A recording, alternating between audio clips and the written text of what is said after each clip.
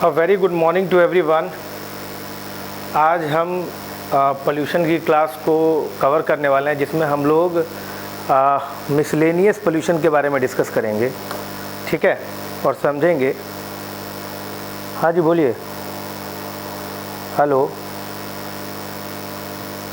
हाँ, miscellaneous pollution के बारे में डिस्कस करेंगे। एक मिनट।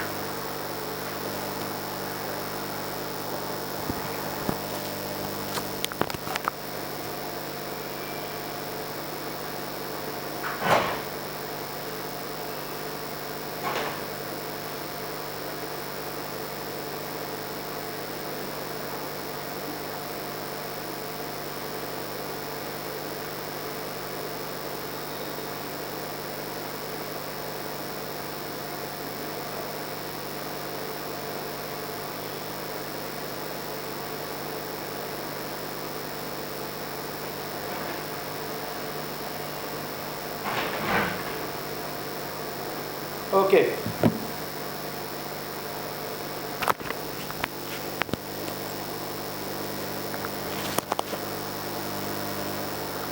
ओके। तो जो आज का हमारा टॉपिक है वो मिसलेनियस पोल्यूशन, यानी पोल्यूशन के जो मिसलेनियस एस्पेक्ट्स होते हैं जो नॉर्मली हम डिस्कस नहीं करते, जैसे कि लाइट पोल्यूशन, ठीक है, लैंड डिग्रेडेशन, ई वेस्ट, सॉलिड वेस्ट। हालांकि ये टॉपिक बहुत इंपॉर्टेंट है लेकिन लीस्ट डिस्कस टॉपिक है ये। एट द सेम टाइम जब हम लोग 100 डेज़ कवर कर रहे थे इन्वायरमेंट में, तो मैंने आपको बताया था कि ये जो टॉपिक्स होंगे लाइट पोल्यूशन और मिसलेनियस पोल्यूशन वाले, जैसे कि हमने लास्ट क्लास ही किया था, उसमें मैंने बताया था कि वो मैं करंट अफेयर वाली क्लास में डिस्कस करूँगा, करंट अफेयर से कोरिलेट करके। तो ये टॉपिक बहुत इंपॉर्टेंट है यूपीएससी एग्जामिनेशन पर्सपेक्टिव से, ठीक है। तो चलिए शुरू करते हैं। लैंड डिग्रेडेशन, ठीक है। लैंड डिग्रेडेशन, देखिए आपको जैसा कि पता होगा, ये मैंने पहले भी बताया है कि हमारे पास अर्थ समिट हुआ था 1992 में, ठीक है। 1992 में हमारा हुआ रियो डी जेनेरियो में अर्थ समिट।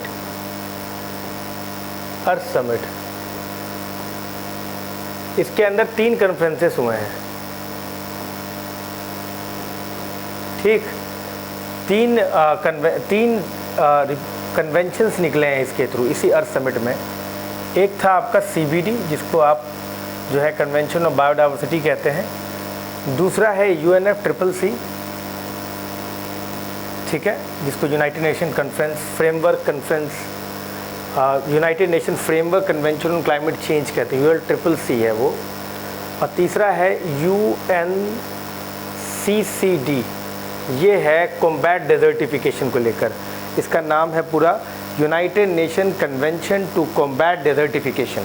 समझ में आ गया।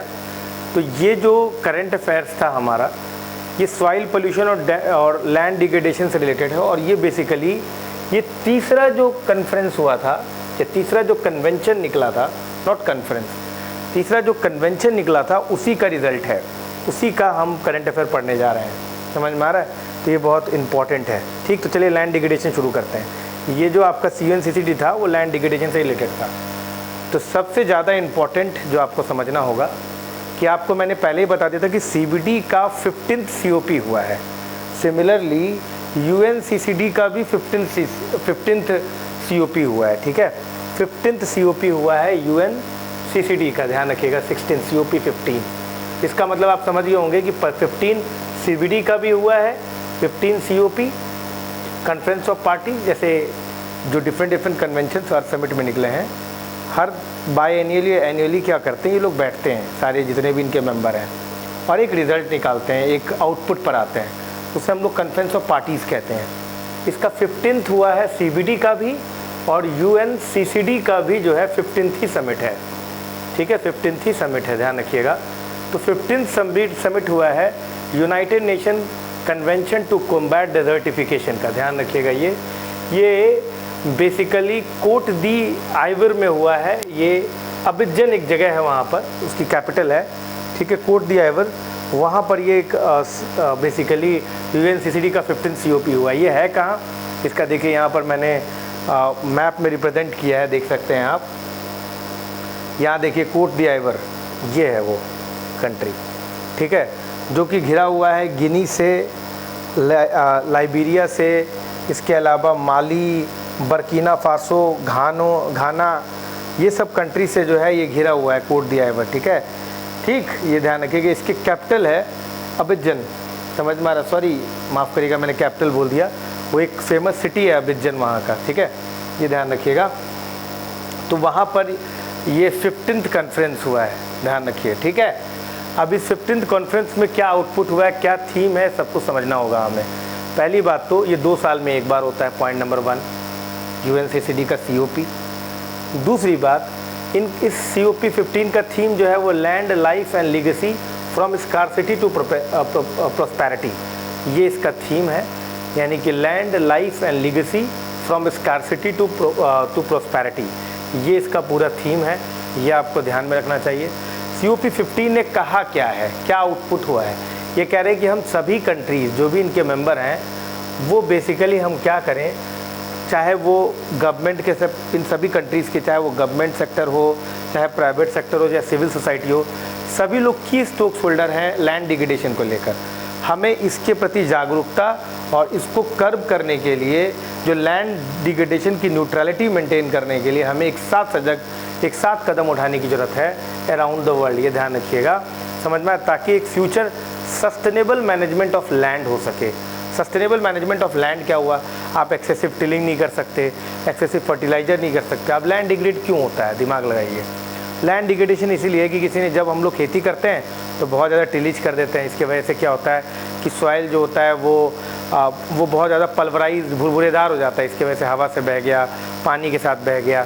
तो एक्सेसिव टिलिंग मत करिए, एक्सेसिव फर्टिलाइज़र मत करिए, समझ में आ रहा है आपको। इसके अलावा अगर एक्सेसिव फर्टिलाइज़र यूज़ करते हैं तो उसकी वजह से क्या होता है, लीचिंग हो जाता है, जिसके वजह से नाइट्रेट कंटेंट ग्राउंड वाटर में चला जाता है, सॉइल के जो माइक्रोब्स होते हैं वो मर जाते हैं। तो ये काम आप नहीं कर सकते, समझ में आ रहा है, ध्यान रखिएगा इस बातों को। इसके अलावा आप क्या कर सकते हैं, इसके अलावा और क्या इश्यूज़ होते हैं लैंड के, आपने देखा होगा माइनिंग वगैरह करते हैं हम लोग, लैंड को खोद देते हैं, फिर हम लोग भरते नहीं हैं उसको, तो ये सारी प्रॉब्लम लैंड डिग्रेडेशन को लेकर है। हम लोग डिफॉरेस्टेशन कर दे रहे हैं, रन ऑफ बढ़ जा रहा है, ऊपर का सॉइल, ऊपर का लेयर उड़ जा रहा है, तो ये सब रीजंस हैं। तो हमें इन सब चीज़ों को नहीं करना है, सस्टेनेबल प्रैक्टिस प्रमोट करना है। यानी कि अगर हम लैंड माइनिंग करते हैं तो हमें ध्यान रखना चाहिए कि सॉइल को ठीक तरीके से प्रोटेक्ट कर उसको अपने ही जगह पे रख दिया जाए, समझ में आ रहा है आपको, लैंड की फिलिंग की जाए। इसके अलावा अगर आपको टिलिंग करना है तो मिनिमम टिलेज किया जाए, ऑप्टिमम सॉइल हेल्थ कार्ड के हिसाब से फर्टिलाइज़र का इस्तेमाल किया जाए। These are sustainable practices that has to be promoted, right. India has hosted COP 14 UNCCD में किया था, और UNCCD में जो कमिटमेंट था 14 वाले में, वो है 26 मिलियन हेक्टेयर लैंड डिग्रेडेड को आपको 2030 तक कम करना है, ख़त्म करना है उसको। लैंड डिग्रेडेड लैंड को हमें जो है फर्टाइल लैंड में कन्वर्ट करना, उसे कल्टिवेबल लैंड में कन्वर्ट करना है, या फिर वहाँ पे एफॉरेस्टेशन करना है। 26 मिलियन हेक्टेयर 2000 COP 14 में था, लेकिन COP 50 में बहुत बड़ा टारगेट रखा गया है।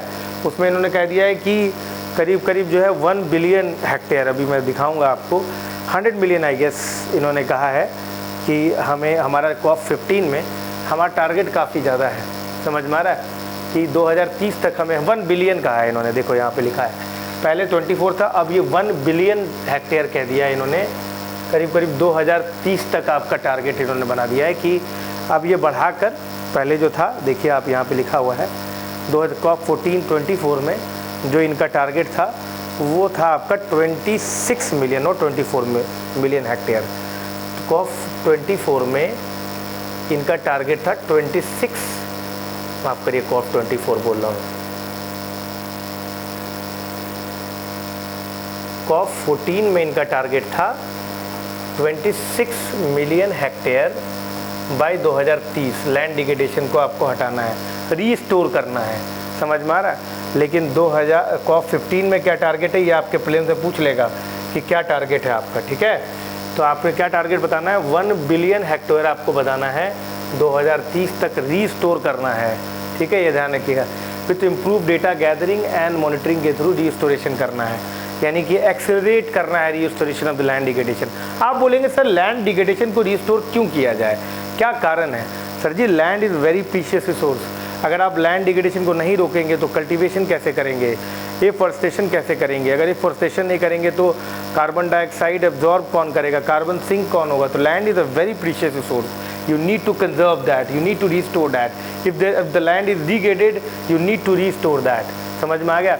इन्होंने एक और बात बोला है कि inter governmental working group of drought for 2022-24 to support shift from the reactive to proactive drought management. अभी पहले क्या था ना कि कहीं डोट आता था तो उसके ड्रॉट आता था तो उसके अगेंस्ट हम लोग कोई मेजर लेते थे कि भाई कंजर्व करना शुरू करो वाटर। ये रिएक्टिव अप्रोच था। ड्रॉट आ गया, अब आपको ड्रॉट के अगेंस्ट मेजर लेना है। लेकिन अब सेंदई फ्रेमवर्क और अदर फ्रेमवर्क जो कि डिजास्टर मैनेजमेंट से रिलेटेड हैं, ड्रॉट से रिलेटेड हैं, उन सभी में प्रोएक्टिव अप्रोच अपनाने की, ड्रॉट आने ही नहीं देना। अगर ड्रॉट आ गया तो पहले से मेजर्स लेने हैं, हमें ध्यान रखिएगा, ठीक है। Address sand and dust storms and other escalating disaster risk by designing, implementing plans and policies। हमको सैंड डस्ट स्टॉर्म्स को रोकना है। एक बात बता देता हूँ, डस्ट स्टॉर्म और सैंड स्टॉर्म की वजह से क्या होता है कि जो आपका डेजर्ट है उसके आसपास के एरिया में भी सैंड आ जाता है। समझ में आ रहा है आपको? तो इससे क्या होता है कि डेजर्टिफिकेशन हो जाता है एरिया का आसपास। इस चीज़ को हमें थोड़ा सा रोकने की कोशिश करनी है। और जितने भी 3 रियो कन्वेंशंस हैं, मैंने आपको 3 नाम बताया ना पहले ही, कौन कौन से थे? कमेंट सेक्शन में बताइएगा या आप डायरेक्टली ऐप पे बोल भी सकते हैं कि कौन से 3 कन्वेंशंस हैं आपके। तो मैंने बताया था CBD, UNFCCC और UNCCD। इन तीनों में सिनर्जी क्रिएट करना है ताकि एक दूसरे की मदद करके हम जो है तीनों के गोल अचीव कर सके। ये ध्यान रखिएगा। यानी कि CBD, UNCCD या UNFCCC, ये तीनों कन्वेंशन जो रियो के कन्वेंशन है, इन तीनों में एक तरह की सिनर्जी होनी चाहिए, ठीक है। तो अभी का नया कमिटमेंट यही है जो आपको याद करना है, वो पुराना वाला नहीं, नया वाला। कि नया वाला टारगेट क्या है? ये वाला, ठीक है। इसके बाद अभिजन कॉल, जैसे कोई भी कॉन्फ्रेंस होता है ना तो कुछ कॉल या डिक्लेरेशन साइन किया जाता है। तो क्या है ये अभिजन कॉल? अभिजन कॉल वही बड़ी बड़ी बातें उन्होंने बोल दिया है कि गवर्नमेंट करेंगे लॉन्ग टर्म इन्वायरमेंट सस्टेनेबिलिटी के लिए कदम उठाएंगे। इसके अलावा जो है ड्रॉट इन नंबर्स करके एक रिपोर्ट आया हुआ, उसके अंदर कहा गया है कि 2.3 बिलियन पीपल जो है वो वाटर स्ट्रेस फेस कर रहे हैं। तो we need to conserve water so that water stress condition face ना किया जाए। इसके बारे में मैं ऑलरेडी डिस्कस कर चुका हूँ water stress and water management वाले में, तो अभी मैं इस पर बहुत डीप में नहीं जाऊँगा। इसके अलावा बिजनेस फॉर लैंड इनिशिएटिव करना है। इसमें इन्होंने क्या कहा है? इन्होंने कहा है कि पार्टिसिपेटिंग कंपनीज जितने भी हैं जो कि लैंड इनिशिएटिव या लैंड डिग्रेडेशन के अगेंस्ट या इसको रिस्टोर करने में काम कर रहे हैं, उनको क्या करना है? उनको विजिबिलिटी बढ़ानी है, उनको रोड मैप तैयार करके देना है। समझ में आ रहा है? ताकि वो लैंड डिग्रेडेशन न्यूट्रलिटी पर कदम उठा सके, ठीक है। किसमें? Supply chains and CSR activities. मान लीजिए कोई कंपनी है, वो जैसे हर कंपनी का क्या होता है ना कि उसके CSR एक्टिविटीज़ में इन्वॉल्व होना होता है, क्योंकि वो कहीं ना कहीं इन्वायरमेंट डिग्रेडेशन में अपना कॉन्ट्रीब्यूशन देते हैं वो, इसीलिए उन्हें CSR एक्टिविटी के थ्रू जनरल पब्लिक का वेलफेयर और पीपल का वेलफेयर करना होता है। अब यहाँ पे यही आपको समझना पड़ेगा कि जो कंपनीज अपनी CSR एक्टिविटी में लैंड डिग्रेडेशन एक्टिविटी में इन्वॉल्व हैं, उन्हें आप विजिबिलिटी दीजिए, उन्हें आप रोड मैप दीजिए कि कैसे आपको काम करना है। समझ में आ गया? Sahel sourcing challenges. Sahel region, अगर आपने मेरी ज्योग्राफी की इन्वायरमेंट वाली क्लास, इकोसिस्टम और बायोम वाली क्लास देखा होगा तो आपको पता होगा कि Sahel region is a savanna region. तो वहाँ पर इन्होंने बोला है कि ग्रीन वॉल बनाना है। समझ में आ रहा है? Great green wall. Great green wall का मतलब उस पूरे रीजन में आपको ना पूरे के पूरे फॉरेस्ट का या ट्रीज़ का जो है एक वॉल बना के क्रिएट करना है, ताकि जो हवा है वो रुक कर आए। समझ में? लैंड डिग्रेडेशन ना हो, ये बात ध्यान रखिएगा। ये जो ग्रेट ग्रीन वॉल जो है ये बेसिकली एक अफ्रीकन लेड मूवमेंट है। इसमें 8000 किलोमीटर बेल्ट ऑफ ट्रीज़ को ग्रो करना है। समझ में आ रहा है? इस टाइप का इनिशिएटिव को प्रमोट करना चाहिए। इससे कार्बन सिंक भी क्रिएट होता है और इन्लार्जमेंट ऑफ द डेजर्ट भी नहीं होता। आपको अगर पता हो अफ्रीका का मैप, तो अफ्रीका का मैप आपने गौर किया होगा कि ऐसा है, ठीक है। उसमें ये वाला जो रीजन है, ये वाला रीजन, ये डेजर्ट है। ये वाला रीजन जो है ये वाला रीजन आपका इक्वेटोरियल रेन फॉरेस्ट है। ये वाला जो रीजन है ये बेसिकली साहेल रीजन माना जाता है। इसी Sahel region is basically it is a transition between desert and the equatorial rain forest. तो डेजर्ट के एक्सपेंशन को रोकेगा, ये ध्यान रखिएगा, ठीक है ना। आगे बढ़ते हैं। अच्छा, आगे क्या है कि Delhi municipal corporation has started the process of bio mining and bio remediation. What do you mean by bio mining और what do you mean by bio remediation? देखिए, कोई भी बायोडिग्रेडेबल पोल्यूटेंट है तो बेसिकली बायो रेमिडिएशन यानी कि with the help of the micro organism, जैसे कि आपका वायरस हो गया, बैक्टीरिया हो गया, इससे आप बायोडिग्रेड कर सकते हैं। ध्यान रखिएगा सर, बहुत इंपॉर्टेंट है। तो बेसिकली क्या हुआ कि आपने देखा होगा कि खाना वाने का जो आपका ऑर्गेनिक प्रोडक्ट है, समझ रहे, वेस्ट है, आपने उसको किसी पिट में डाल दिया, उसमें आपने बैक्टीरिया वगैरह डाल दिया। इससे क्या होता है कि धीमे धीमे इसकी बायोडिग्रेडिबिलिटी बढ़ जाती है और एक समय में ये बायोडिग्रेडेबल होकर ख़त्म हो जाएगा। ठीक है, इसको हम लोग बायो रेमिडिएशन कहते हैं। With the help of the micro organism किसी बायोडिग्रेडेबल सब्सटेंस को बायोडिग्रेड करना, ये बायो रेमिडिएशन है। बायो माइनिंग का मतलब होता है कि मान लीजिए कोई भी ऐसा रॉक है या कोई भी ऐसा पोल्यूटेंट है, ठीक है, ठीक, अब इसमें आपने माइक्रो ऑर्गेनिज्म की मदद से या किसी अदर सब्सटेंसेस की मदद से आपने क्या किया कि इसमें से प्रीशियस मेटल जो है निकाल लिया। ठीक है, तो इस चीज़ को बायो माइनिंग कहा जाता है। दिल्ली में म्युनिसिपल कॉरपोरेशन ने बायो रेमिडिएशन और बायो माइनिंग दोनों को प्रमोट करने के लिए स्टेप उठाया है। बायो रेमिडिएशन का क्या मतलब है? पोल्यूटेंट और वेस्ट को बेसिकली ग्राउंड वाटर हो या इंडस्ट्रियल प्रोसेस हो, इसके थ्रू मतलब ग्राउंड वाटर या इंडस्ट्रियल प्रोसेस या कोई भी इंडस्ट्रियल वेस्ट प्रोडक्ट, उसको आपने माइक्रो ऑर्गेनिज्म की मदद से डिग्रेड अगर कर दिया, ब्रेक डाउन करवा दिया, तो ये बायो रेमिडिएशन है। बायो माइनिंग क्या है, मैंने आपको पहले बता दिया। माइक्रो ऑर्गेनिज्म की मदद से आप क्या कर रहे हैं, बेसिकली जो भी आपका वेस्ट प्रोडक्ट है उससे मेटल्स वगैरह को एक्सट्रैक्ट कर रहे हैं। जैसे माइनिंग में होता है ना कि बेसिकली मेटल हम ज़मीन से निकाल कर एक्सट्रैक्ट करते हैं, वैसे ही बायो माइनिंग में हम क्या करते हैं, वेस्ट प्रोडक्ट से मेटल निकालते हैं। ठीक है, ध्यान रखिएगा। ठीक, तो अब इन्होंने क्या कहा दिल्ली में कि भाई आप बायो माइनिंग और बायो रेमिडिएशन के थ्रू वेस्ट मटेरियल को आप जो है डिग्रेड करिए।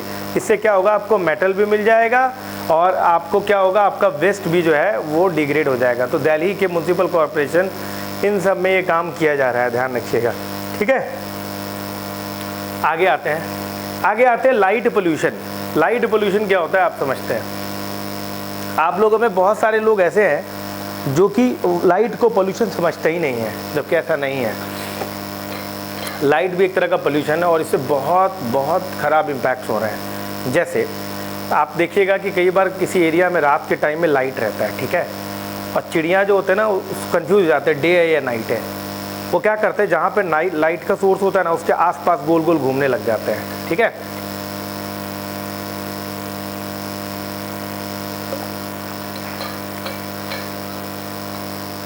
क्या होता है, देखिए इधर, अब मैं आपको दिखाता हूँ। ये देखिए लाइट सोर्स है, ठीक है। अब आप देखिए कि क्या होता है, ये लाइट सोर्स है और इसके आसपास के एरिया में चिड़िया गोल गोल घूमने लग जाएंगे और उनकी एनर्जी एग्जॉस्ट हो जाएगी और गिर के मर जाएंगे, या किसी बड़ी टावर से या बिल्डिंग से मतलब टकरा के मर जाएंगे। ठीक है, चिड़ियों का सर्काडियन रिदम बिगड़ जाता है। हमारा स्लीपिंग जो सर्काडियन रिदम है, हमारा जो स्लीपिंग का, सोने का जगने का जो होता है, वेक एंड स्लीप साइकिल जो होता है वो बिगड़ जाता है। ठीक है, इसके अलावा अननेसेसरी लाइट जो है आपको देखने को मिल सकता है ना, कई सारी बीमारियां हो सकती है, हाइपरटेंशन, बहुत सारी बीमारियां हो सकती हैं लाइट पोल्यूशन से। आप ज़रा गौर करिएगा, कई बार जो लाइट के वजह से आपका स्काई नाइट टाइम में जो ना वो ग्लेयर करता रहता है, दैट इज़ नॉट गुड। ये अननेसेसरी लाइट है जो चारों तरफ आपके सामने आ रहा है। ठीक है, ये ध्यान रखिएगा। ठीक है, तो चलिए इसको हम लोग समझने की कोशिश करते हैं कि लाइट पोल्यूशन कैसे हार्मफुल और कितने तरह के लाइट पोल्यूशन होते हैं। ठीक है, तो पहले करंट अफेयर में था, क्योंकि करंट अफेयर से हमें कनेक्ट करके पढ़ना है। तो 2022 में इंटरनेशनल डार्क स्काई वीक मनाया गया। अब बात समझिए, ये इंटरनेशनल डार्क स्काई वीक क्या होता है? ये एक एनुअल इवेंट होता है जिसमें हम लोग ये देखते हैं, ये बेसिकली जो इंटरनेशनल डार्क स्काई वीक मनाया जाता है, ये इंटरनेशनल डार्क स्काई एसोसिएशन मनाती है, इसको आप IDA बोलते हैं। इसका मेन पर्पस ये होता है कि अवेयरनेस फैलाया जा सके कि अननेसेसरी लाइट जो होते हैं ना वो इन्वायरमेंट के लिए भी सस्टेनेबल नहीं है, इन्वायरमेंट के लिए भी बेनिफिशियल नहीं है, बायोडाइवर्सिटी के लिए बेनिफिशियल नहीं है, at the same time human के लिए बेनिफिशियल नहीं है। तो ये बेसिकली अवेयरनेस क्रिएट किया जा रहा है negative impact of the light pollution. ये ध्यान रखिएगा इस वीक के ड्यूरेशन, ये जो during this week that international dry sky dark sky week के ड्यूरिंग में के समय में इसके क्या निगेटिव इम्पैक्ट है लाइट पोल्यूशन के, इसके बारे में अवेयरनेस फैलाया जा रहा है। ठीक है, लाइट पोल्यूशन और फोटो पोल्यूशन क्या होता है? ये होता है presence of excessive misdirected and obstructive artificial light, फालतू के लाइट जिसका कोई मतलब नहीं है। आप बात समझ रहे हैं? मिसडायरेक्टेड, जिस एरिया में अंधेरा होना चाहिए उस ज़बरदस्ती वहाँ लाइट देना, उसका कोई यूटिलिटी नहीं है, मिसडायरेक्टेड है और ये प्रॉब्लम क्रिएट कर रहा है। ये सारे के सारे क्या होंगे? लाइट पोल्यूशन के होंगे। तो excessive misdirected and obstructive artificial light, इसको हम लोग लाइट पोल्यूशन के कैटेगरी में रखते हैं।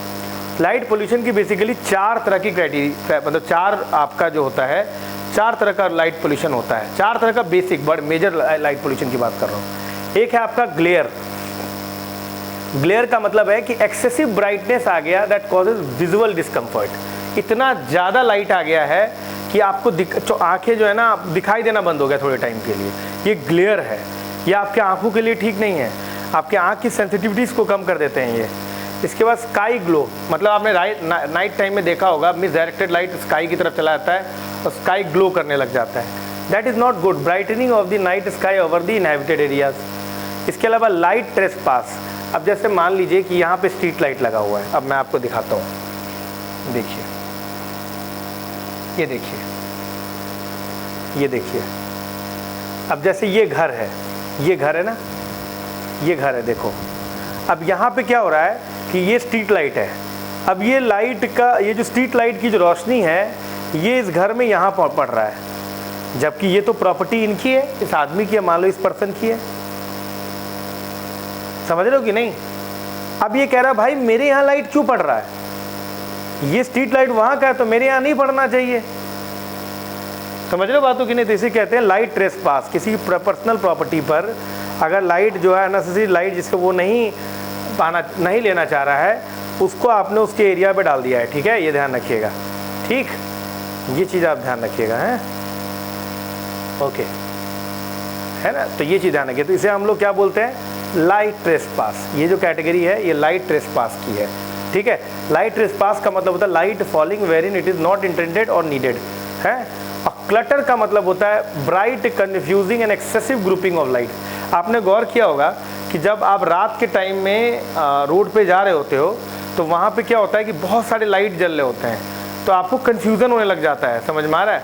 कई बार क्या होता है कि जैसे मान लीजिए हम जा रहे हैं, अभी मैं आ रहा था तो रात के टाइम में आ रहा था मैं, तो मान लो यहाँ से मैं जा रहा हूँ कार से, तो अब एक तो स्ट्रीट लाइट है जो कि रोशनी दे रहा है, ऊपर से सामने से कार आ रहे हैं, बहुत सारे कार आ रही है, तो वो रोशनी यहाँ प्रोवाइड कर रही है ना, ट्रक वगैरह रोशनी प्रोवाइड कर रहे, तो कन्फ्यूज़न होने लग जाता है कई बार। तो कई बार हम लोग कई एक्सीडेंट होने के भी चांसेस होते हैं। तो ग्लेयर मतलब एक्सेसिव रोशनी। स्काई ग्लो मतलब रात के टाइम में लाइट का स्काई ग्लो करना। लाइट ट्रेसपास मतलब कि किसी की पर्सनल प्रॉपर्टी को ट्रेसपास करके लाइट का पहुँच जाना। और क्लटर मतलब ग्रुपिंग ऑफ लाइट्स। ये चारों आपको याद होने चाहिए। मैच द फॉलोइंग में आपसे एग्जाम में पूछ लेंगे, फिर आप गलत करा जाओगे। समझ में आ रहा है? तो इसके बाद अभी इन्होंने क्या बोला है, way to tackle the light pollution. कैसे लाइट पोल्यूशन टैकल करेंगे आप? बोला है भाई साहब एलईडी यूज़ करिए, समझ में आ रहा, और ग्रीन एनर्जी यूज़ करिए। ठीक है, ये ध्यान रखिए। अच्छा, जो एलईडी यूज़ भी कर रहे हैं ना, एलईडी एक तो पहली बात उसका एक बेनिफिट है। अगर आपने गौर किया होगा, यूपीएससी ने एक बार सवाल पूछा था एलईडी और फ्लोरेसेंट लैंप में। वो सवाल मुझे बताइएगा कि क्या था। उसी से लाइट पोल्यूशन भी कंट्रोल होता है। एलईडी जो होता है ना, वो 360 डिग्री लाइट नहीं देता। आपने गौर किया होगा, एलईडी का बहुत बड़ा एरिया जो होता है ना, वो कवर रहता है। केवल सामने वाला एरिया ही जो होता है वो आपको रोशनी प्रोवाइड करता है, ये वाला एरिया। तो इससे क्या होता है कि अननेसेसरी पीछे वाला लाइट खत्म हो जाता है, नहीं जाता है इधर, केवल सामने लाइट जाता है। तो आप अगर कवर करो तो लाइट को रोका जा सकता है और प्रॉपर अमाउंट में लाइट को पहुँचाया जा सकता है। ये ध्यान रखिएगा। समझ में आ रहा है आपको कि नहीं?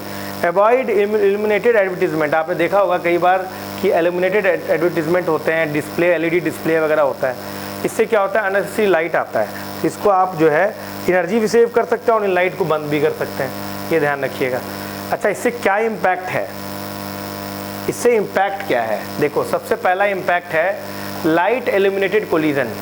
आपने देखा होगा कि कई सारे ऐसे बर्ड्स होते हैं जो लाइट के वजह से आपस में कंफ्यूज होकर क्या होते हैं कि किसी बिल्डिंग से जाके टकरा के मर गए, तो ये हो जाता है। डिसओरिएंटेशन ड्यूरिंग फ्लाइट, मान लीजिए कुछ माइग्रेटरी बर्ड्स होते हैं, वो जा रहे होते हैं लेकिन लाइट की वजह से वो कंफ्यूज हो जाते हैं, और उसके वजह से क्या होता है कि उनका जो मतलब वो बर्ड्स जो होते हैं उनका जो फ्लाइट पाथ है वो बिगड़ जाता है। Disruption of the biological rhythm, मैंने सर्काडियम रिदम का डिसरप्शन बताया आपको। डिसरप्शन ऑफ इकोसिस्टम, बर्ड्स को इम्पैक्ट नहीं, एनिमल और प्लांट को भी इम्पैक्ट करता है, फोटोसिंथेसिस को इम्पैक्ट करता है। सर्काडियम रिदम बिगड़ जाता है, स्लीप डिसऑर्डर क्रिएट हो जाता है, कई बार hypertension, sleep related disorders create हो जाते हैं। तो ये इंसानों के लिए भी सही नहीं है भाई, जानवरों के लिए छोड़िए, इंसानों के लिए भी सही नहीं है। समझ में आ रहा है? तो लाइट को पोल्यूशन समझना शुरू करिए, ठीक है। ऐसा नहीं है कि अननेसेसरी लाइट आप जला रहे हैं तो आप समझ रहे हो कि बहुत ज़्यादा जो है हमारे, कुछ लोग तो लाइट को पोल्यूशन समझ ही नहीं रहे हैं। तो ये चीज़ें आपके समझने के लिए है कि भाई लाइट भी पोल्यूशन है, उसे भी समझिए, ठीक है। वेस्ट मैनेजमेंट की अगर हम लोग बात करें तो सिंगल यूज़ प्लास्टिक जो है वो बैन कर दिया गया। अगर आपने गौर किया होगा 2022 के जो है 2022 में 1 जुलाई को, याद रखिएगा ये डेट बहुत इंपॉर्टेंट है, 1 जुलाई 2022 को सिंगल यूज़ प्लास्टिक बैन कर दिया गया।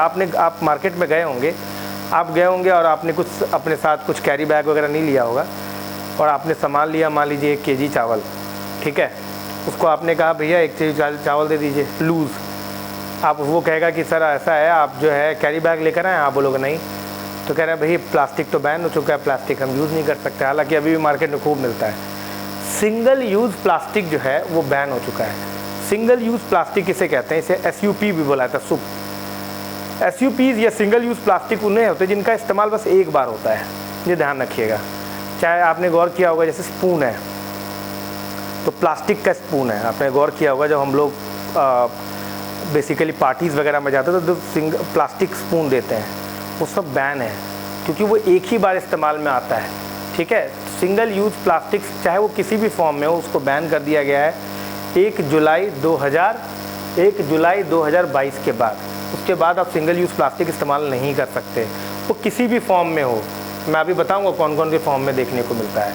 तो SUP आइटम्स जो हैं वो लो यूटिलिटी के होते हैं और हाई लिटरिंग पोटेंशियल होता है। हाई लिटरिंग पोटेंशियल मतलब वो बहुत ज़्यादा पोल्यूशन करता है, इसी वजह से इसको बैन किया गया है। समझ में आ गया?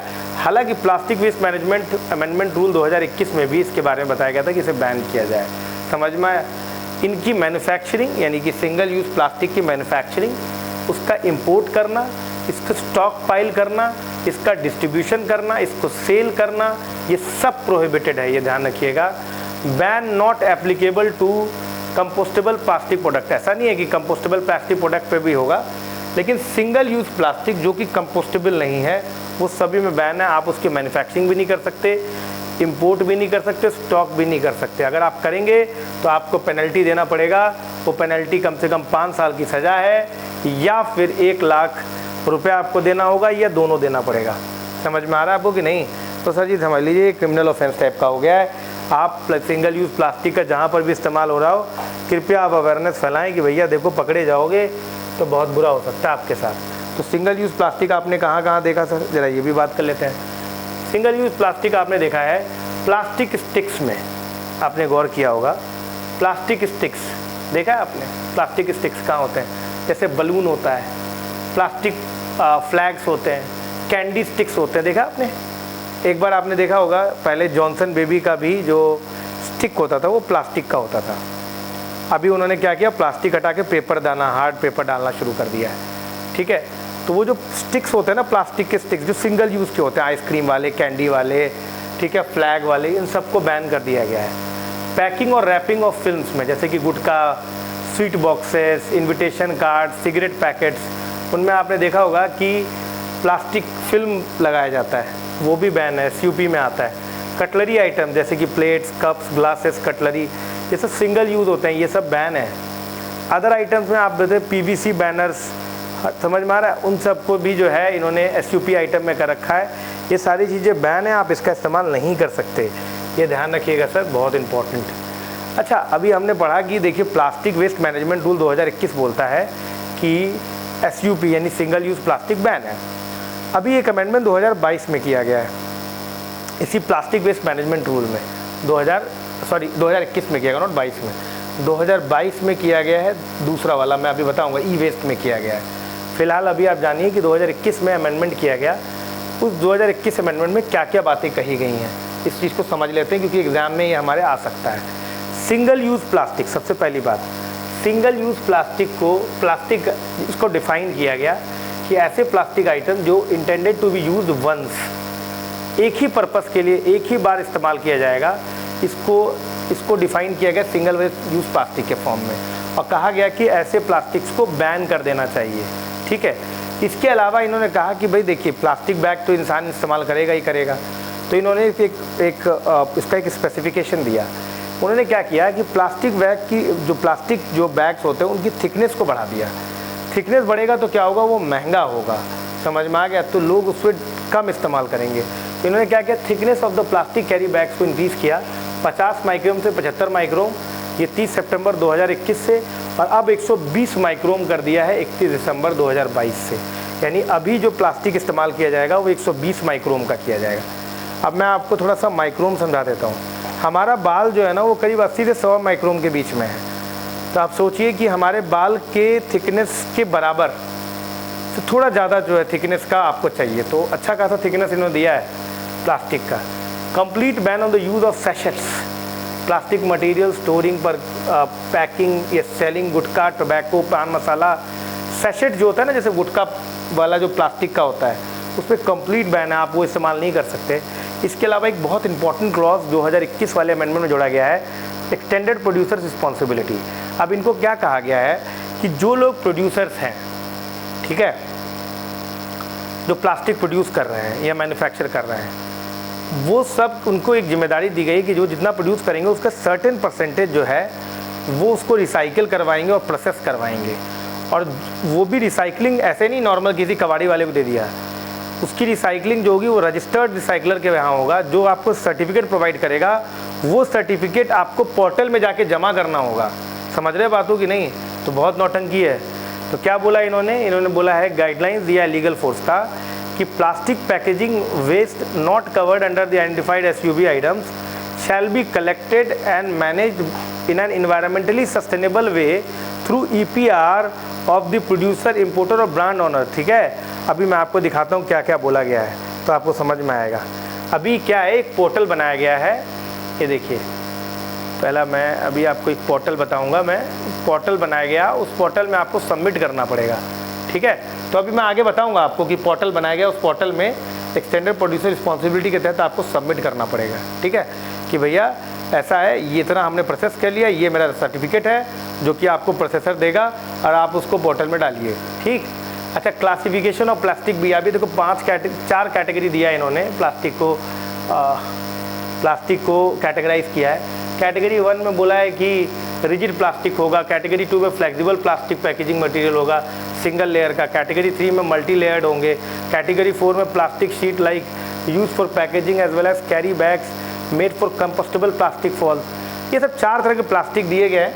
अभी यार देखना, रट लेना अपने हिसाब से, हमने तो बस इन्फॉर्मेशन को कॉम्प्रिहेंसिव बनाने के लिए आपके सामने रख दिया है, पर मुझे नहीं लगता कि वो आपको बोलेंगे अच्छा बताइए कैटेगरी 1 में किस टाइप की प्लास्टिक है। फिलहाल उन्होंने 4 तरह की कैटेगरी डिवाइड किया है ताकि उन कैटेगरी वाइज आप जो है मेजर्स ले सकें।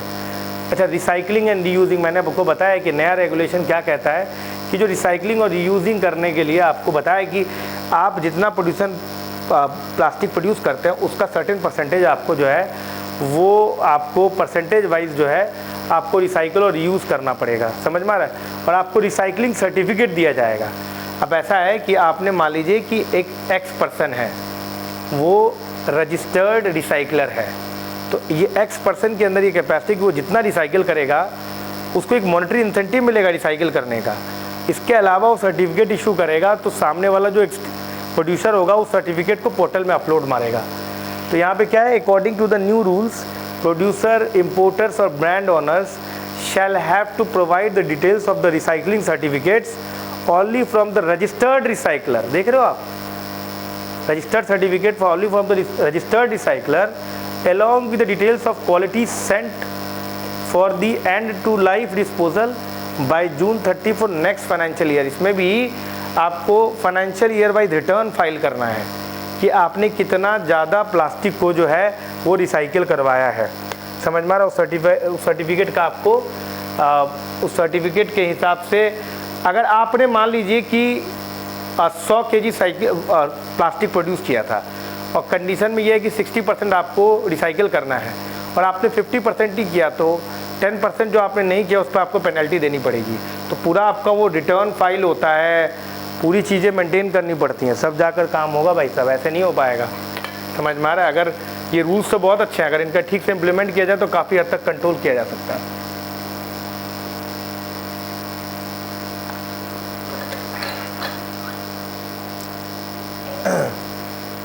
हाँ, इसके अलावा मैंने आपको बोला था ना सेंट्रलाइज ऑनलाइन पोर्टल होगा।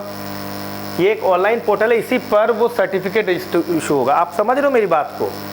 मान लीजिए ये प्रोड्यूसर है और ये रजिस्टर्ड रिसाइकलर है।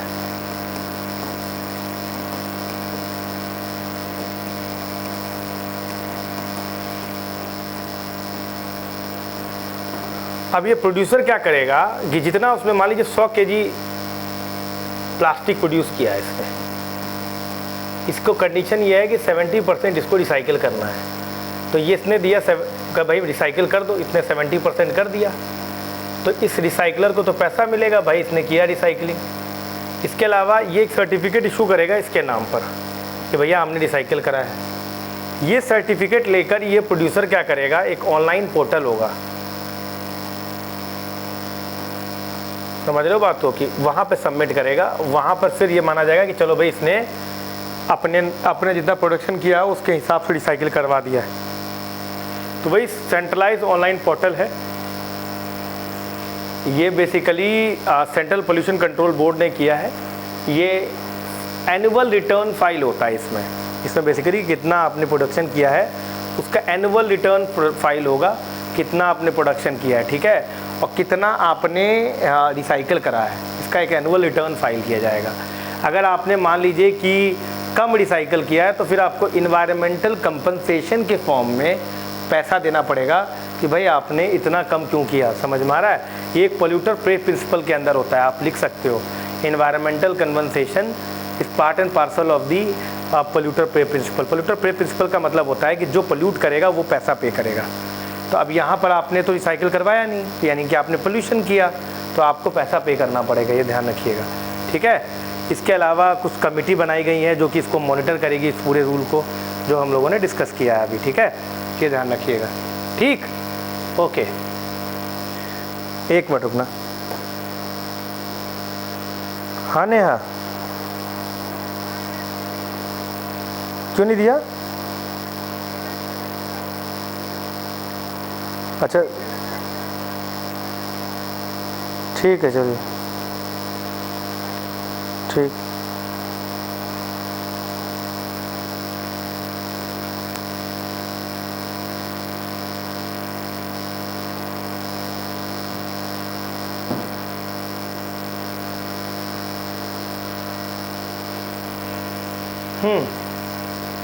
अब steps taken to enforce ban. अब ये जो प्लास्टिक पोल्यूशन को लेकर जो बैन है उसको इन्फोर्स किया गया है, ठीक है। तो चलिए देखते हैं कि कैसे इन्फोर्स कर रहे हैं, कौन कौन से स्टेप्स लिए गए हैं वो देखना है, ठीक, ओके। क्या क्या किया गया है आप समझ रहे हो कि नहीं मैं क्या बात कर रहा हूँ यार। प्लास्टिक को रिसाइकल करने के लिए, उसको इन्फोर्सेबल बनाने के लिए साइकिलिंग को एक्सटेंडेड प्रोड्यूसर रिस्पॉन्सिबिलिटी आई है, ठीक, वो तो एक रूल है। अब उस चीज़ को इम्प्लीमेंट करने के लिए कौन कौन से स्टेप्स लिए गए हैं वो यहाँ पे बताया जा रहा है। तो एक तो प्रकृति मैस्कॉट है, ठीक। अब इसमें कुछ नहीं है यार, ये बेसिकली ग्रेटर अवेयरनेस फैलाने के लिए, चलो ये हमारे काम का नहीं है। National dashboard elimination of single use plastic and plastic waste management. इसका क्या काम है, सभी स्टेक होल्डर को एक जगह पे लेकर आकर आपको ट्रैक करना है कि कितना प्लास्टिक प्रोड्यूस किया जा रहा है, कितना प्लास्टिक कंज्यूम किया जा रहा है, रिसाइकिल किया जा रहा है, ये सब बातें। इसके अलावा CPCB ने लॉन्च किया एक्सटेंडेड प्रोड्यूसर रिस्पॉन्सिबिलिटी पोर्टल, मैंने पहले बता दिया था, ये वही पोर्टल है जो कि जिसमें आपको सर्टिफिकेट वगैरह डालना है कि मैंने इतना प्रोडक्शन किया है और इतना ज़्यादा मैंने रिसाइकलिंग किया है, ये ध्यान रखिएगा। इसके अलावा mobile app for Shubh grievance redressal, मान लीजिए कोई सिटीजन को लगता है कि सिंगल यूज़ प्लास्टिक कभी भी इस्तेमाल हो रहा है तो वो फ़ोटो खींच कर उस मोबाइल ऐप पे डाल देगा। समझ रहे हो बातों की नहीं। इसका मॉनिटरिंग मॉड्यूल है SUP के लिए, जो मॉनिटर करेगा कि भाई देखेगा कि जो सिंगल यूज़ प्लास्टिक है क्या अभी भी इस्तेमाल में हो रहा है क्या, इसके लिए एक मॉड्यूल बनाया गया है ना। उसके अलावा जितने भी पेट्रोकेमिकल इंडस्ट्री है जो प्लास्टिक देते हैं, है ना, all the leading petrochemical industries, उस पर बोला गया है कि वो not supply plastic raw materials to the industries engage in banned SUP production. मतलब बोल दिया कि पेट्रोकेमिकल इंडस्ट्री को कि भैया तुम जो है इंडस्ट्रीज़ को SUP नहीं प्रोवाइड करोगे या कोई भी प्लास्टिक मटेरियल नहीं प्रोवाइड करोगे जो SUP इंडस्ट्री में इस्तेमाल किया जाता है, यानी कि रॉ मटेरियल ही नहीं दिया जाएगा SUP इंडस्ट्रीज़, यानी कि सिंगल यूज़ प्लास्टिक वाली जो इंडस्ट्रीज़ है उसमें जाएगा ही नहीं, तो वो फिर कहाँ से इस्तेमाल करेंगे। इसके अलावा स्टेट पोल्यूशन कंट्रोल बोर्ड या पोल्यूशन कंट्रोल कमेटी जितने भी हैं उनको बोला गया है कि भाई सारे के सारे कंसेंट जो SUP प्रोडक्शन में किए जाते हैं वो सारा विड्रॉ करिए ताकि SUP प्रोडक्शन ना हो। कस्टम अथॉरिटी को कहा गया है कि जहाँ पर भी SUP आइटम इंपोर्ट किया जा रहा है उसको बैन करिए। Local authority to issue fresh commercial licence, नया कमर्शियल लाइसेंस इशू किया जाए ताकि उन्हें कहा जाए कि भैया तुम सिंगल यूज़ प्लास्टिक को ना ही प्रोड्यूस करोगे ना ही यूज़ करोगे। तो वो सब चीज़ें मेजर्स में किए गए हैं। इनको ऐसा है कि काफ़ी यूज़ की मेजर लिया गया है, ठीक है। इसके अलावा अगर हम लोग बात करें तो महाराष्ट्र, तमिलनाडु, गुजरात, ये भारत के ऐसे टॉप 3 स्टेट्स हैं जो कि प्लास्टिक वेस्ट प्रोड्यूस करते हैं। समझ में आ गया। इंडिया का रैंक 5th है in generation of the plastic waste. आप ये बात समझ लीजिए। करीब 3.5 मिलियन, एक इम्पॉर्टेंट फैक्ट है मेंस के पर्सपेक्टिव से, 3.5 मिलियन टन 2020 तक जो है वो बेसिकली प्लास्टिक वेस्ट का इस्तेमाल, मतलब प्लास्टिक वेस्ट प्रोड्यूस किया जा रहा है। Almost 83% of this comes from just 10 states. 83% जो है वो मात्र 10 स्टेट से आपका जो है आता है। पूरे भारत में अगर बात की जाए तो टॉप 3 महाराष्ट्र, तमिलनाडु और गुजरात ऐसे स्टेट्स हैं जहां पर सबसे ज़्यादा प्लास्टिक का प्रोडक्शन होता है। Point number 1। पॉइंट नंबर 2 क्या है? पॉइंट नंबर 2 ये है कि 83% जो प्लास्टिक वेस्ट है वो मात्र 10 स्टेट से मिल रहा है। समझ में आ रहा है आपको? ये बात ध्यान रखिएगा। और पूरे वर्ल्ड में 5th रैंकिंग है प्लास्टिक वेस्ट जनरेशन में। 3.5 मिलियन टन हम लोग प्लास्टिक वेस्ट 2020 में करते थे। समझ में आ रहा है? ये ध्यान रखिए। उसके अलावा एक अभियान चलाया गया है पुनीत सागर अभियान UNEP का। ये basically national credit corps NCC का है to tackle issue of plastic pollution through PSA, tight turner plastic, ये सब जैसे ट्रेनिंग का पार्ट बना दिया जाए ताकि लोगों को अवेयरनेस जनरेशन किया जाए। समझ लो बातों की नहीं? तो ये NCC वाले हैं, है ना। ये क्या करेंगे? ये प्लास्टिक पोल्यूशन कैसे इशू करेंगे? ताकि ये बेसिकली एक कोई मान लीजिए कोई चैलेंज प्रोग्राम या कोई प्रोग्राम ऑर्गेनाइज करा दिया, बोला प्लास्टिक प्लेयर्स पे आप कैसे टैकल कर सकते हैं, आप कैसे प्लास्टिक वेस्ट को रिसाइकिल करवा सकते हैं, आप बेस्ट तरीका बताइए। तो ये सब उसके लिए है, अवेयरनेस फैलाने के लिए बेसिकली UNEP के प्रेजेंस में किया गया है। ये इम्पॉर्टेंट है, ठीक है। एक तरह का ग्लोबल प्लास्टिक आउटलुक एक रिपोर्ट है, ये ध्यान रखिएगा, ठीक है। इसमें क्या बोला गया है? 2060 तक का सिनेरियो बोला गया है। इसमें क्या बोला गया है कि ये बेसिकली OECD द्वारा निकाला गया। इसके तहत क्या बोला गया कि use of plastic and plastic waste जो होगा वो पूरी दुनिया में ट्रिपल हो जाएगा, ठीक है, 2060 तक। अब बोला गया है क्या कि इसके वजह से जो पोल्यूशन होने वाला है वो काफ़ी ख़तरनाक होने वाला है। और सबसे ज़्यादा प्लास्टिक का जो यूज़ है वो सब सहारन अफ्रीका और एशिया रीजन में होने वाला है। और इसके वजह से जो इमिशन होने वाला है, GHG emission, ozone formation, acidification, human activity, ये बहुत ज़्यादा बढ़ने वाला है। समझ में आ गया? ये आउटलुक आपको वार्न कर रहा है कि सर कम से कम प्लास्टिक इस्तेमाल करिए। क्यों लेके जा रहे हो आप प्लास्टिक के चक्कर में, क्यों पड़े हैं? जूट बैग्स का इस्तेमाल करिए, अपने घर से प्लास्टिक ले जाइए। Try to use as less number of plastic as possible. समझ में आ रहा है आपको? नहीं, आप ऑल्टरनेटिव्स फाइंड करिए। अब उसके चक्कर में आप पेपर वाला मत इस्तेमाल करें, वो तो प्लास्टिक, वो तो आपको ट्रीज से, पेपर बेसिकली ट्रीज से निकलता है, तो वो भी एक सस्टेनेबल सोल्यूशन नहीं है। तो जूट जो है इसे सस्टेनेबल सोल्यूशन, तो जूट का इस्तेमाल करना शुरू करिए। गवर्नमेंट ऑफ इंडिया ने इसके प्रमोशन के लिए काम भी किया है।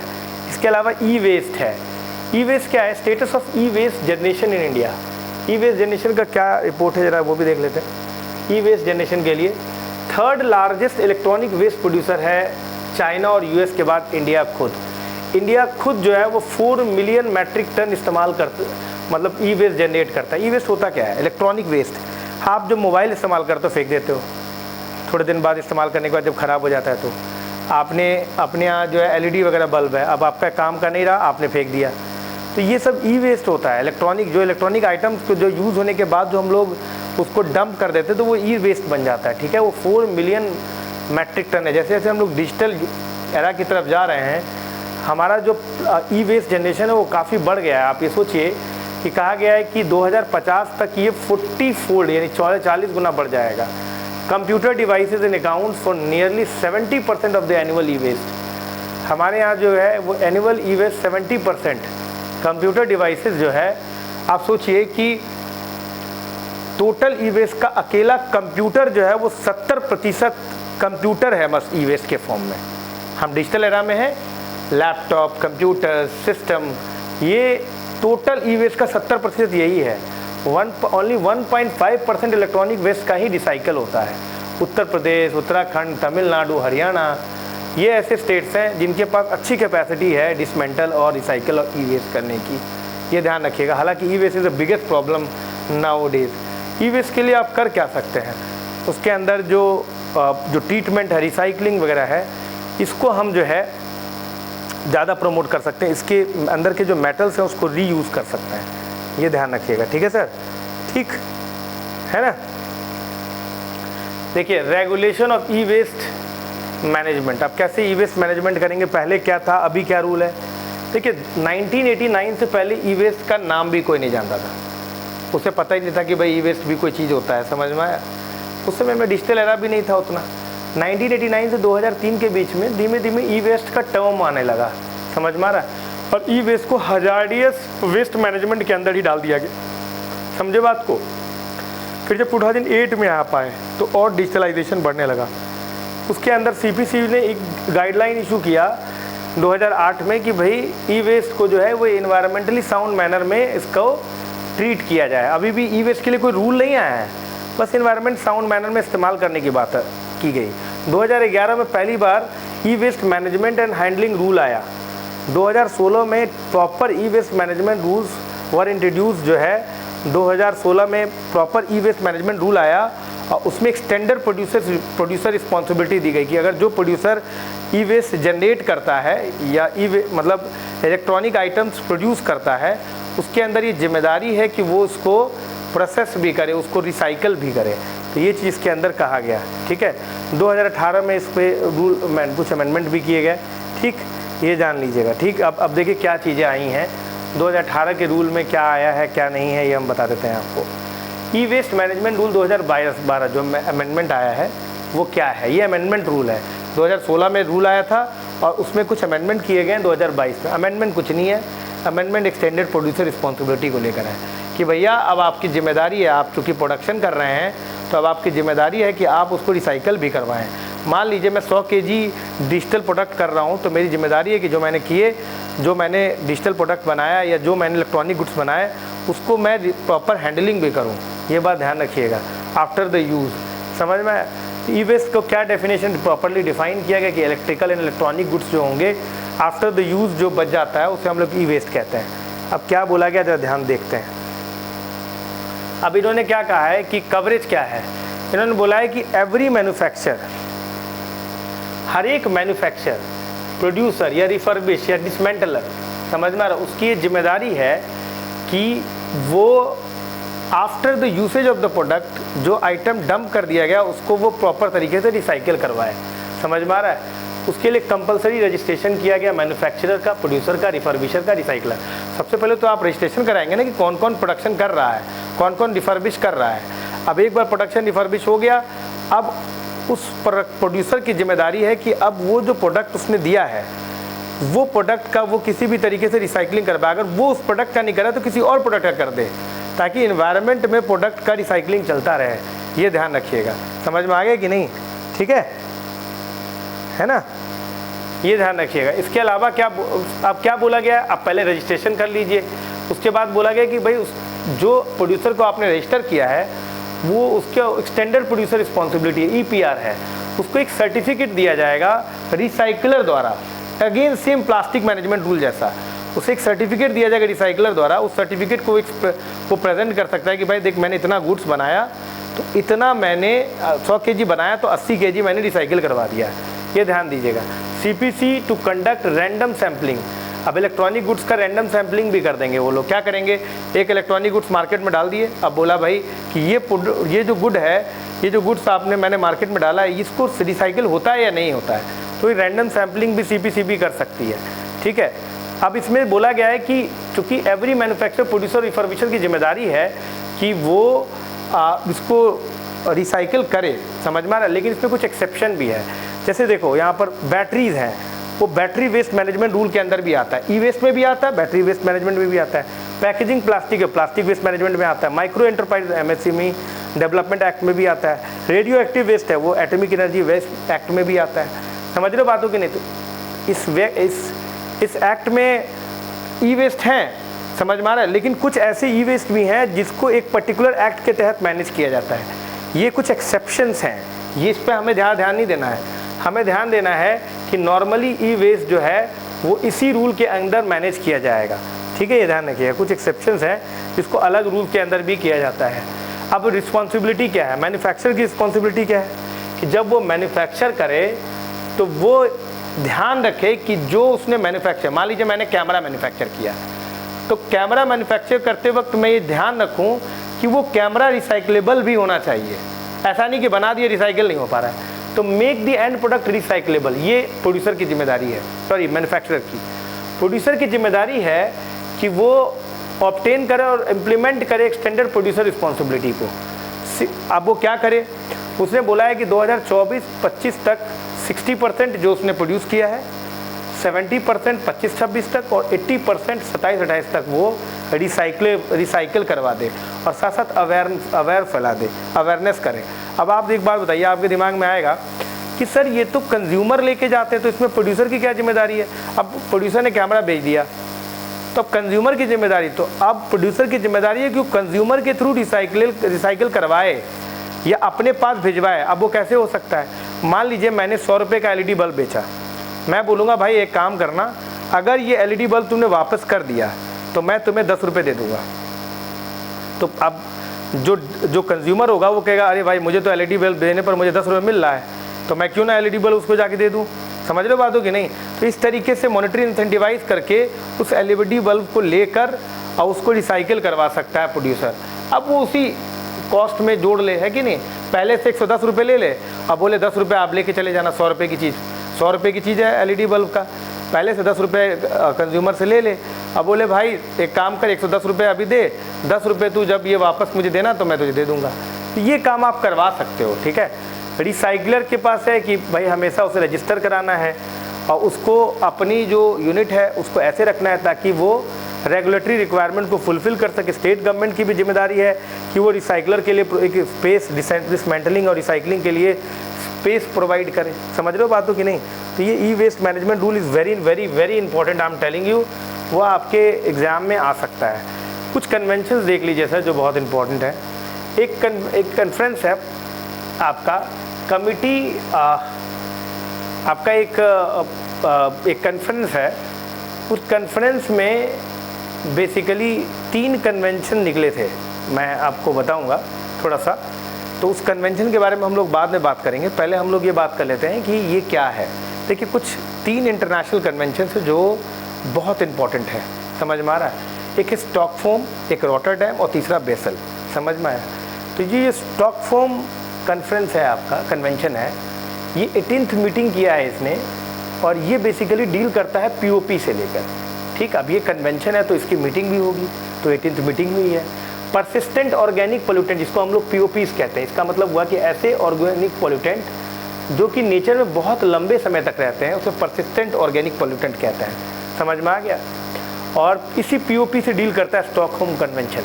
ठीक, अब इसमें इन्होंने क्या करा है कि 5 में से 4 केमिकल पे इस मीटिंग में इस पर डिस्कस हुआ है। ये 5 केमिकल्स के नाम आपके लिए बिल्कुल इम्पोर्टेंट नहीं है, फिर भी देख लो। Dechlorane plus, UV328, medium chain chlorinated paraffins, long chain perfluorocarboxylic acids और क्लोरीपाइरिफॉस, ये 5 तरह के आपके जो हैं क्या हैं, जो आपके केमिकल्स हैं। समझ में आ रहा है? ये 4 आपके 5 केमिकल्स हैं, इन पर मीटिंग हुई है कि क्या हम लोग इसको POPs के अंदर डाल सकते हैं क्या। ठीक है, तो वही मीटिंग हुआ था, डिस्कस हुआ था। तो अब अभी तो ये पूछा नहीं जाएगा, अगर ये डाल दिया जाएगा POPs के अंदर तो बात अलग है, अदरवाइज़ इस पर अभी कुछ नहीं होना है। ठीक है, अब इस पर तो सवाल नहीं आएगा कि कौन कौन से हैं ये 4-5 केमिकल्स, है ना, कि ये इनमें अभी इस पर तो कोई डिस्कस नहीं होने वाला है कि कौन कौन इसमें है। ठीक है, अब लेकिन इस पर सवाल आ सकता है कि स्टॉकहोम कन्वेंशन क्या है। स्टॉकहोम कन्वेंशन जो है ये basically global legally binding agreement है, point number 1। It's a global legally binding treaty, point number 1। Point number 2, ये ह्यूमन हेल्थ और एनवायरनमेंट को POPs से बचाता है। POPs किसे कहते हैं? Persistent organic pollutants. इसके मेंबर कितने हैं? 185 मेंबर्स हैं। समझ में आ गया आपको? और अदर इन्फॉर्मेशन क्या हो सकता है इसको, इससे लेकर जो इम्पोर्टेंट हो सकता है, ये बेसिकली ग्लोबल के मतलब ये पोल्यूटेंट, परसिस्टेंट ऑर्गेनिक पोल्यूटेंट से डील करता है कि किस तरीके से इन POPs का इस्तेमाल ना किया जाए ताकि वो इन्वायरमेंट में बहुत लंबे समय तक ना रहें, ये ध्यान रखिएगा। इसीलिए इसमें 3 तरह के एनेक्सेस डाले गए हैं, यानी कि ऐसे एनेक्स A उनको कहा गया है जिसके अंदर जो POPs डाले गए हैं उनको कम्प्लीटली एलिमिनेट करना है। एनेक्स B में जो है रिस्ट्रिक्शन दिया गया है, एनेक्स C में जो है वो कहा गया है कि अनइंटेंशनल प्रोडक्शन को मतलब रिड्यूस करना है, ये ध्यान रखिएगा। तो एनेक्स B और C में इस्तेमाल किया जा सकता है POPs का। अगर इसके अंदर जो लिस्टेड POPs होंगे उसका इस्तेमाल हो सकता है रिस्ट्रिक्टेड मैनर में, लेकिन एनेक्स A में जो एलिमिनेटेड जो POPs डाले गए हैं उन्हें कंप्लीट एलिमिनेशन करने की बात कही गई है, ये ध्यान रखिएगा। तो अगर आपसे एग्ज़ाम में कुछ नहीं पूछा जाएगा, आपसे एग्ज़ाम में बस इतना ही पूछा जाएगा कि भाई ये जो है ये किससे डील करता है स्टॉकहोम कन्वेंशन, तो आपका आंसर केवल POP ही होगा। मतलब वो सीधे आपको POP आंसर, अगर परसिस्टेंट ऑर्गेनिक पोल्यूटेंट बोल देंगे तो भी आपका मैच दी फॉलोइंग में काम हो जाएगा। समझ में आ रहा है? अगला है रॉटरडैम कन्वेंशन। रॉटरडैम कन्वेंशन जो हजार्डियस केमिकल से डील करता है। अगेन जो है ये क्यों करंट अफेयर में था? करंट अफेयर में तभी हमें इसे पढ़ना है। तो international trade for 2 hazardous pesticides को रिकमेंड किया गया है, उसको कहा गया कि प्रायर इन्फॉर्म कंसेंट की ज़रूरत है उसके लिए। क्या मतलब है PIC या प्रायर इन्फॉर्म कंसेंट? कुछ ऐसे केमिकल्स होते हैं जो कि हजार्डियस नेचर के होते हैं। तो मान लीजिए कि US इंडिया में उस केमिकल को भेज रहा है, तो US पहले से उससे प्रायर इन्फॉर्म कंसेंट लेगा कि भैया हम आपके यहाँ भेज रहे हैं, आप चाहते हो इस केमिकल को, तभी उस केमिकल को इंडिया में डाला जा सकता है। समझे? से प्रायर इन्फॉर्म कंसेंट बोलते हैं। वो हजार्डियस केमिकल्स के लिए होता है, और रॉटरडैम कन्वेंशन इसी हजार्डियस पेस्टिसाइड्स के लिए है या हजार्डियस केमिकल्स के लिए है। 2 हजार्डियस केमिकल्स को प्रायर इन्फॉर्म कंसेंट की कैटेगरी में डाला गया है। एक है आपका डायोइन और दूसरा है टर्बूफॉस। ये दोनों आपको याद करना होगा क्योंकि ये डाल दिया गया है, मतलब ऑलरेडी ये इम्प्लीमेंटेड है। समझ में आ रहा है? तो एक है आपका आइप्रोडायोइन, ये बेसिकली फंजीसाइड है जो वाइन्स, फ्रूट्स और ट्रीज़ में इस्तेमाल किया जाता है फंगस को मारने के लिए। और दूसरा है टर्बूफॉस, ये सॉइल इंसेक्टिसाइड है जो इंसेक्ट को मारने के लिए इस्तेमाल किया जाता है। इन दोनों में अगर मान लीजिए कोई X कंट्री Y कंट्री को देता है तो पहले कंसेंट लेना पड़ेगा, ऐसे आप नहीं बेच सकते हैं। समझ रहे हो बात हो कि नहीं?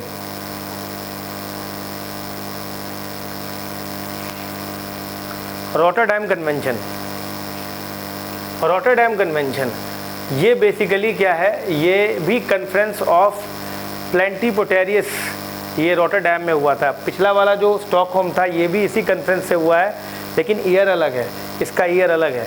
तो रॉटरडैम कन्वेंशन किससे डील करता है? रॉटरडैम कन्वेंशन जो डील करता है वो करता है आपको हजार्डियस केमिकल्स से, ये ध्यान रखिएगा, हजार्डियस केमिकल से डील करता है। इसमें inform decision making by countries with regard to the trade in hazardous chemicals. It deals with hazardous chemicals, ये याद रखिए, दिमाग में सेट कर लीजिए कि रॉटरडैम कन्वेंशन हजार्डियस केमिकल्स, और जो स्टॉकहोम था वो बेसिकली POP से डील करता है। ठीक है, ध्यान रखिएगा इस चीज़ का। टोटल 72 है, इंडिया इसके मेंबर है। पिछले वाले का रॉटरडैम का भी इंडिया मेंबर था। ठीक, ये ध्यान रखिएगा। इसके अलावा एक और कॉन्फ्रेंस है, क्योंकि हम ये 2 पढ़ लिए हैं तो तीसरा भी पढ़ रहे हैं। बेसल कन्वेंशन है, ये बेसिकली हमें हजार्डियस वेस्ट से डील करता है। हजार्डियस वेस्ट से डील करता है। 1989 में आया था ये। 187 इसके मेंबर हैं। हाइती और यूनाइटेड स्टेट्स के मेंबर नहीं हैं। नॉट रेटिफाइड सून, अभी तक रेटिफाई नहीं किया है। ये हजार्डियस वेस्ट से डील करता है बिटवीन नेशंस। समझ में आ गया। एक और जो बहुत इंपॉर्टेंट बात कि ये हजार्डियस वेस्ट में ई वेस्ट, सॉलिड वेस्ट सब आता है, सिर्फ एक चीज़ को छोड़ के, that is radioactive waste. Radioactive waste को ये इंक्लूड नहीं करता है। गलती से फ्लो में रेडियो एक्टिव वेस्ट मत मार देना। कौन कौन तरह के वेस्ट इसमें आएंगे हजार्डियस वेस्ट के अंदर, इस कन्वेंशन के, बेसल कन्वेंशन के अंदर? तो बेसल कन्वेंशन के अंदर जो है वो क्लिनिकल वेस्ट या आपके जो हॉस्पिटल वेस्ट होते हैं, mining waste, industrial waste, agriculture waste, end of life equipment, समझ में आ रहा है आपको? इसके अलावा asbestos, e waste, ship waste सारे आते हैं, केवल रेडियो एक्टिव वेस्ट को छोड़ के। ठीक है, ओके क्लास, तो आज के लिए इतना काफ़ी है। कल हम लोग जो है वो अदर टॉपिक्स पे जाएंगे, फॉरेस्ट वगैरह जाएंगे। 1-2 दिन हमारा और लगेगा और हमारा मतलब बेसिकली इन्वायरमेंट का सारा करंट अफेयर कंप्लीट हो जाएगा।